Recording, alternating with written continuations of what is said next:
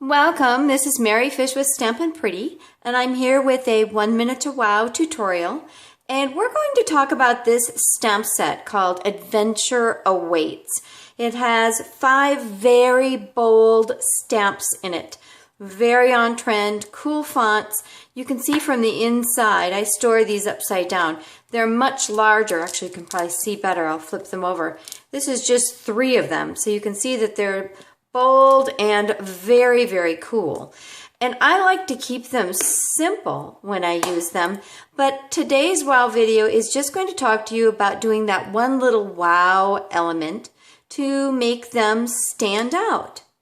So I'm going to start out with this particular card that I've already created.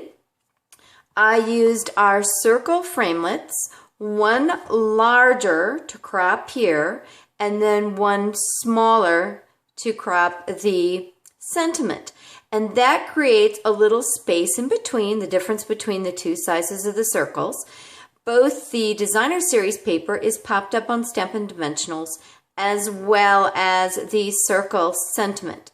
But the wow factor, in my opinion, is the fact that I re-stamped the word your, and then I paper snipped it and I turned it so it's actually layered over the original.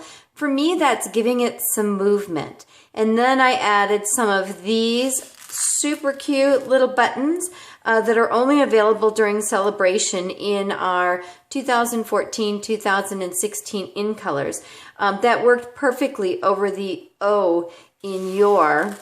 By the way, not only do you get the cute little buttons, you get all of this coordinating thick baker's twine as well. That's just one of the 4 new gifts for celebration, and they're only available through March 31st of 2015.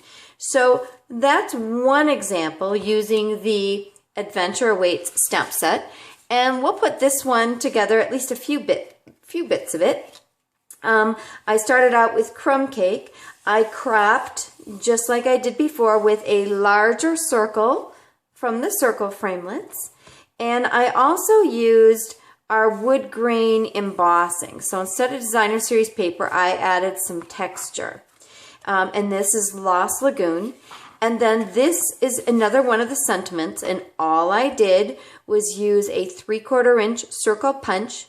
And I stamped a second time and cropped out just the word stay, and I popped that up on Stampin' Dimensionals.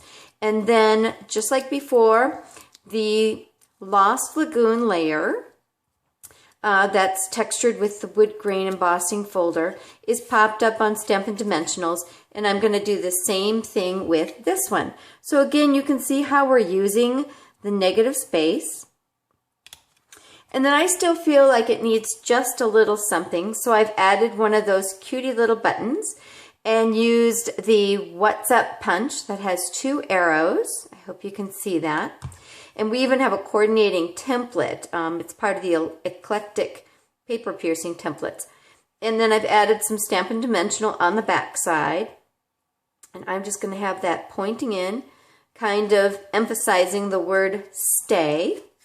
Actually, I want it to raise up just a little bit higher. I've got dimensional, I want it just one level up.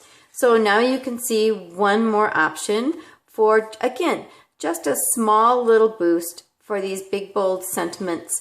You can see these are the smaller versions, but you can see you could crop out the anchor with a circle and pop it up. You could paper snip this little ribbon banner from Begins.